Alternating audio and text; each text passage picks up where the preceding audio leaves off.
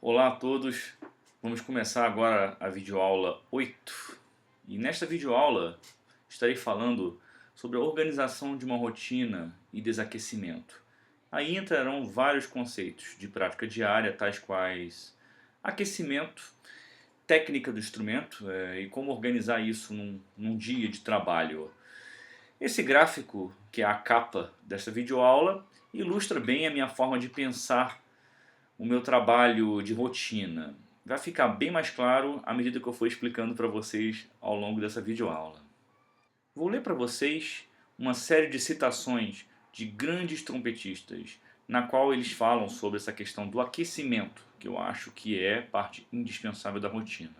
Para garantir melhorias consistentes no estudo, aquecer é absolutamente essencial. Allen Visucci, Trumpet Method, Book 1, página 4. Aqueça-se primeiro. Da mesma forma que um atleta deve ter sua sessão de aquecimento antes de estar pronto para a sua performance, você deverá preparar seus lábios. Poucos minutos de vibração labial relaxada farão com que os lábios vibrem naturalmente. Depois, comece a soprar a região grave, suavemente. Rafael Mendes, Prelude to Brass Playing, página 61. Para um músico inteligente e analítico, aquecer-se é sinônimo de uma prática cautelosa e meticulosa. Para esse tipo de músico, aquecer ou estudar significa o processo diário de polir a técnica de execução envolvida no ato de tocar, meticulosamente, metodicamente e inteligentemente, dando absoluta atenção ao melhor refinamento dessas técnicas. Louis Davidson, ex-primeiro trompetista da Cleveland Orchestra, Trumpet Techniques, página 13. O que significa aquecimento? É a ginástica do trompetista. Consiste em exercícios preparatórios muito simples que o trompetista executa com um mínimo de esforço no início da sua sessão de estudo. Timofey Dokshitzer, Trumpet Method, página 15.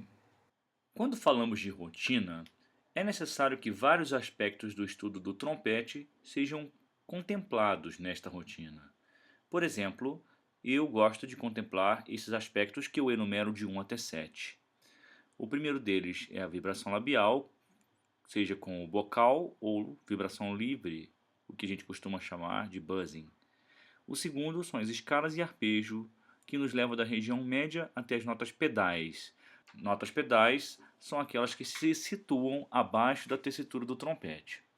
E o terceiro são as notas longas. O quarto passo seria curvar o som, o que comumente chama-se em inglês de bending. O quinto passo, flexibilidade labial. O sexto, escalas e arpejo em direção ao agudo. E o sétimo passo, articulação, agilidade e relaxamento. Vocês vão observar os asteriscos em frente a esses tópicos. Um asterisco significa que vocês têm a opção de utilizar o ataque labial, o ataque pu, que eu até mencionei na aula sobre buzzing e vibração labial. Já nos exercícios que tem 2 asteriscos, eu dou a opção de vocês usarem o flurato ou os multifônicos. Na segunda coluna, vocês vão observar a distribuição de tempo para cada um desses exercícios. Por exemplo, se eu tiver meia hora à minha disposição para estudar, eu utilizarei 5 minutos para realizar o exercício de vibração labial e já 2 minutos e meio para rapidamente fazer algum exercício que me leve da região média até as notas pedais. E na sequência, 5 minutos de nota longa.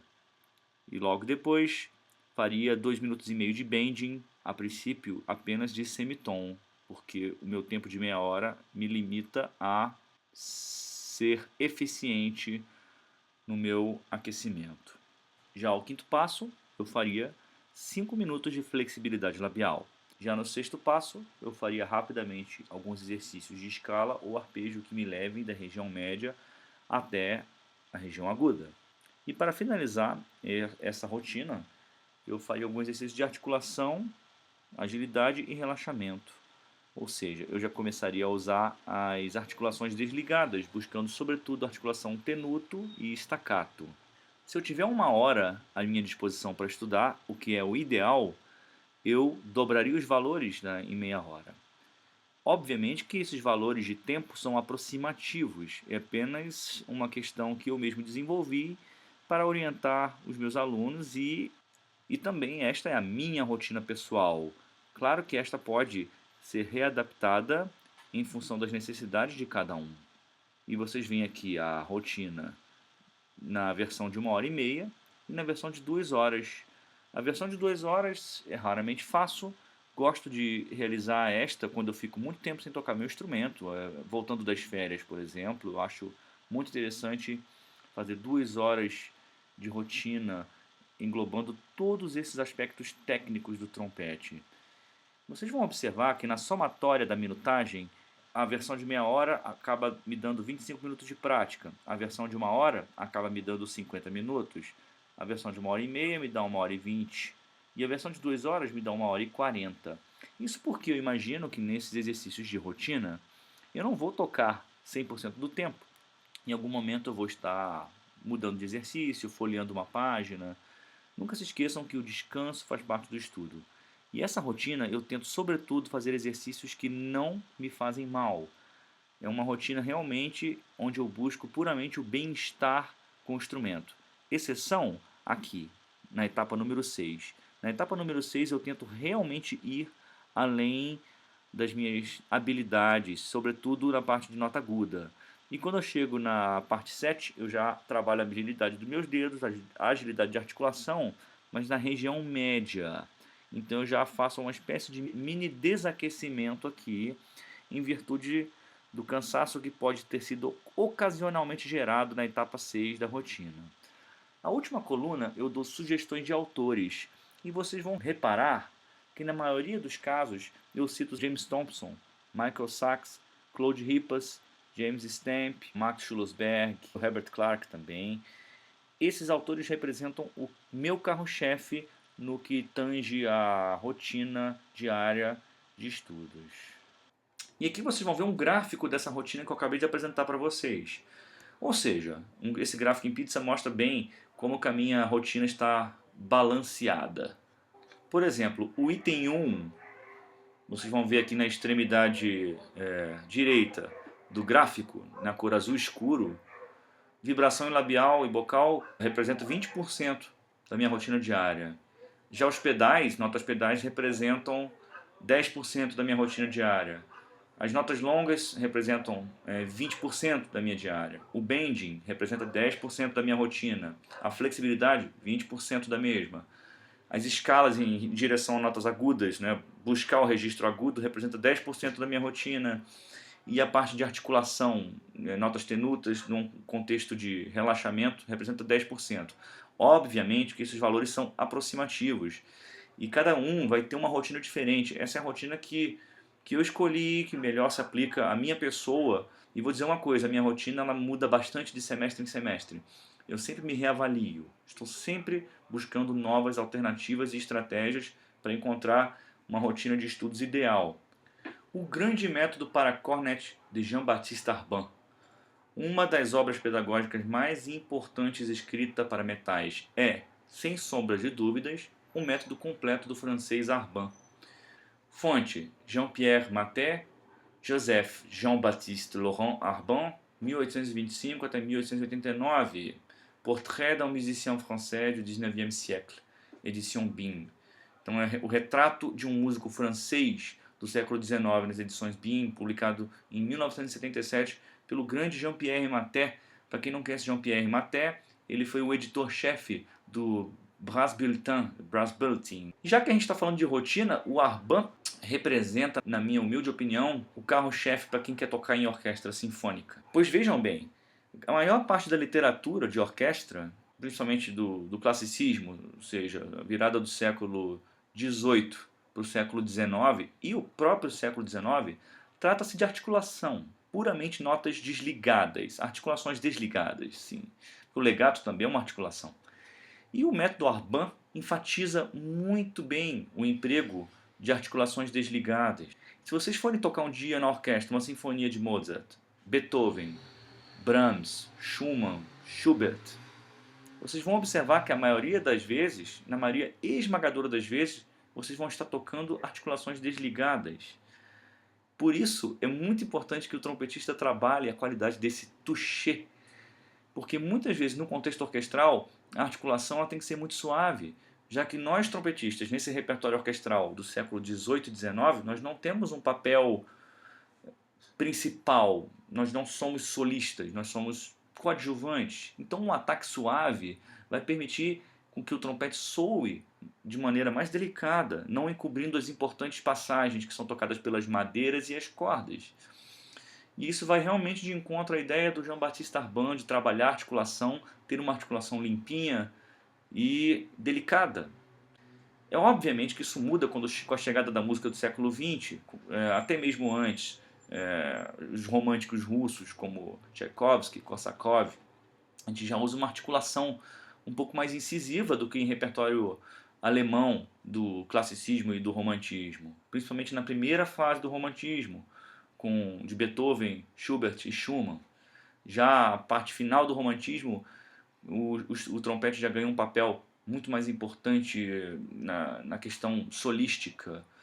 Nós passamos a adotar mais trechos melódicos. Os compositores passaram a valorizar mais o trompete como solista. E aí a articulação também muda. Uma orquestra mais volumosa, obviamente que o trompete precisa de uma articulação mais incisiva, principalmente para ganhar destaque em momentos onde este tem o tema. Então é muito interessante trabalhar o Arban buscando cores de som diferentes para articulação. Isso eu acho realmente preponderante na rotina de estudo de um trompetista. Aqui está uma maneira diferente de separar o Arban em unidades. Vocês podem dividir o Arban em 5 unidades. Unidade 1, sobre rítmica. Unidade 2, as escalas. Unidade 3, saltos, em geral, intervalos, né? Unidade 4, arpejos. E unidade 5, staccato. E vocês vão observar que eu subdividi ainda aqui. A parte que está esse verde mais clarinho, eu dividi em 1A para colcheias pontuadas seguidas de semicolcheias. E na minha rotina eu faço um exercício daqueles ali, que variam da página 29 até 31. 1B, colcheias seguidas de semicolcheias, um exercício para cada vez que eu vou estudar, de 32 até 35. E um C, estudo do compasso 6/8, um exercício também da página 36 até 40.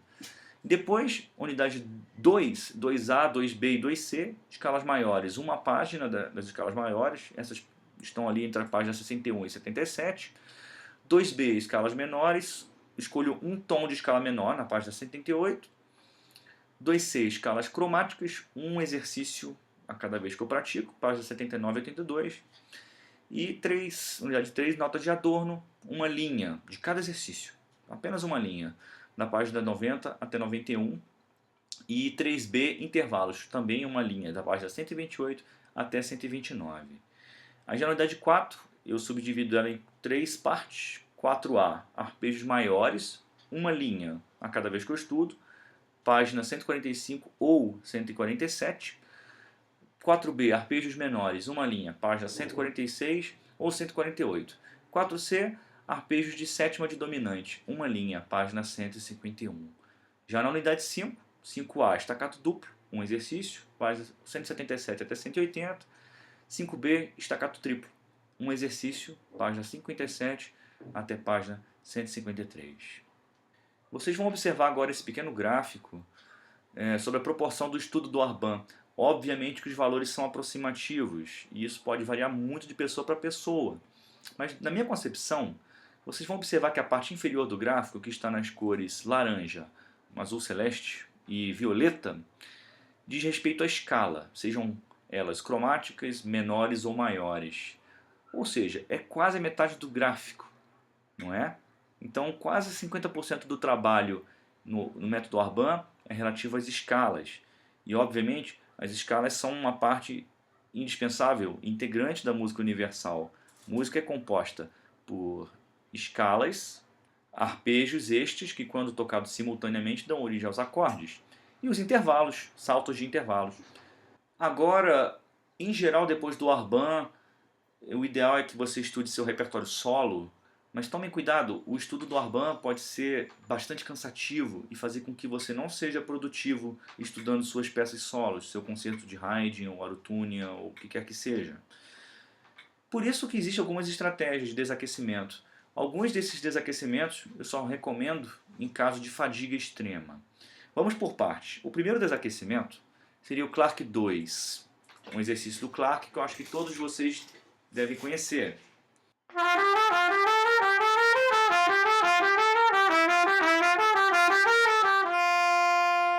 Só que ao invés de estudar na versão oficial do Clark, eu estudo bem lento, legato ou tenuto. Eu gosto muito de estudar tenuto, que eu acho que ajuda a colocar os pingos nos is, fazendo com que eu consiga produzir as notas buscando uma junção da qualidade do ataque com a qualidade da vibração. E eu faço isso bem lento, como se estivesse tocando um coral de bar.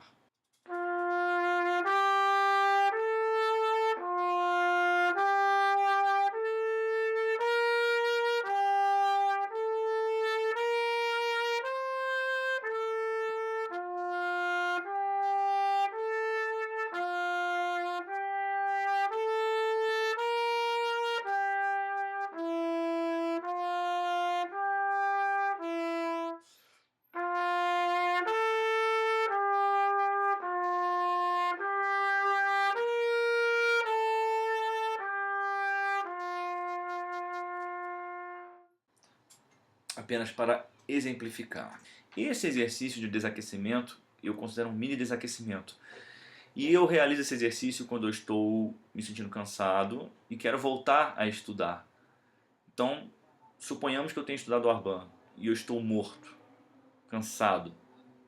Eu faço alguns Clarks dessa forma, bem lento, deixo o instrumento de lado e depois de um bom intervalo volto a estudar. Outra opção é trabalhar as notas pedais.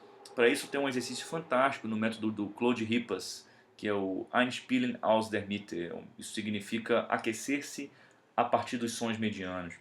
Tem um exercício que é mais ou menos assim.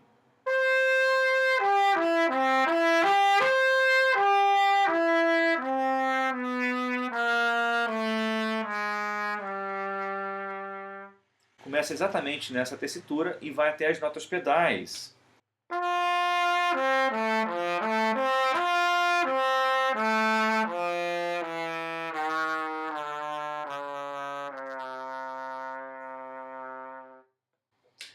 Haverá um capítulo das minhas videoaulas que vai falar só sobre notas pedais.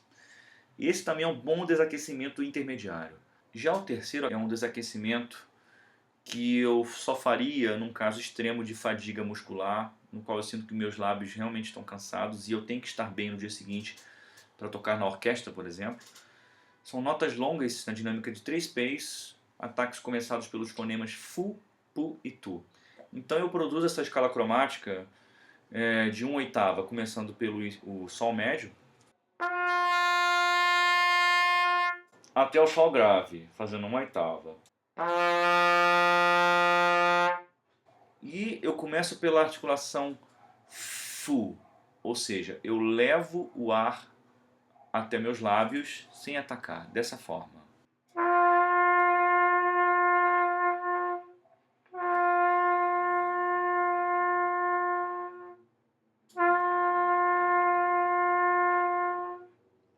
Três semibreves, tocando o mais pianinho possível, sem se preocupar tanto com a afinação e qualidade sonora.